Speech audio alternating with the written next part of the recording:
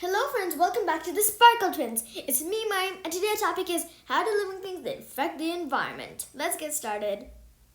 Let's see some changes in the environment. Well, everything can cause changes in the environment. Well, at least living things. But you see, wind can also cause changes in the environment. It can blow stuff away like sand and put it to another place. Well, you must have watched our other video to see how that happened. Well, we're talking about living things, so no getting carried away.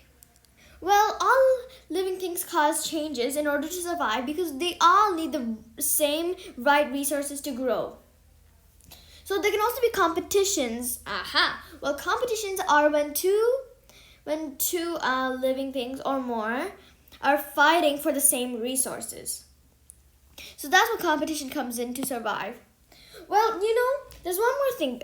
Living things harm others and also help others. What does that mean? Don't worry. Well, for example, you see a beaver needs very deep water to live in. But if it has shallow water, it will not be able to survive. So what will it do? It has to find a conclusion. It has to survive. Well, it will build a pond for itself. And when it finishes building the pond, they help the fishes and marine animals that live in water, but they harm the plants and trees which don't need to live in water, obviously. Now let's see some plants that cause changes. Well, for example, there are millions, trillions, quadrillions, gigillions, bajillions, bagillions. Okay. A lot of trees in a rainforest. You see right here, so many trees in a rainforest. So what does it do? What do these trees do? Well, these trees are huge. Their leaves are covering up all the sunlight, and the sunlight can only reach them. So what is the problem? Well, the problem is it covers all the sunlight for the younger plants, which will make it harder for the younger plants to survive. It will be hard for the younger plants to survive. And they can die out if these older plants don't die or stop shedding the light. Wow.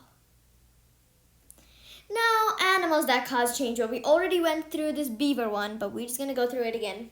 Like a beaver needing to build a dam or its pond to help itself. So let's see what it destroys and helps. Well, it destroys the plant's environment.